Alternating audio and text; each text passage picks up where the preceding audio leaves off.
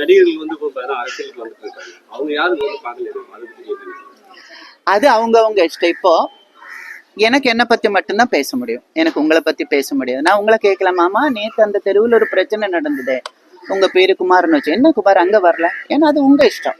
குமார் வரல, ஆனா அம்பிகா போகும். எனக்கு பார்க்கணும்னு தோணுச்சு, கண்டிப்பா போகும். ஏன்னா இதெல்லாம் ரொம்ப கஷ்டமான விஷயங்க. அதனால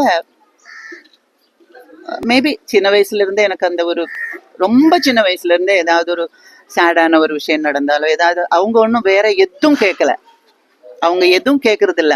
ஐயோ நம்மளை பார்த்து ஆறுதல் சொல்றதுக்கு ஒரு ஆள் வர்றாங்களே, அந்த ஒரு இது என்னால கொடுக்க முடியும்னா நான் கண்டிப்பா போவேன், கண்டிப்பா போவேன். அது எந்த பிரச்சனையா இருந்தாலும் என்னால் அங்க போயிட்டு சரி சரி நல்லா இது ஒன்றாகாது, எல்லாம் சரியாயிடும் அப்படின்னு அந்த ஒரு வார்த்தையில பாவம். எனக்கு அந்த ரவியை பார்க்கும்போது பாவமா இருந்தது எனக்கு. அப்படி என்னால போக முடியும்னா கண்டிப்பா நான் போவேங்க.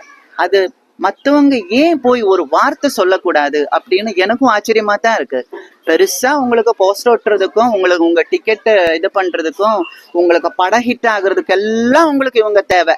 இவங்களுக்கு ஒரு கஷ்டம் வரும்போது நீங்க வரமாட்டீங்க, வீட்டுக்குள்ளதான் இருப்பீங்க, ஏசி ரூம்ல தான் இருப்பீங்க. இதெல்லாம் நல்லா இல்லை.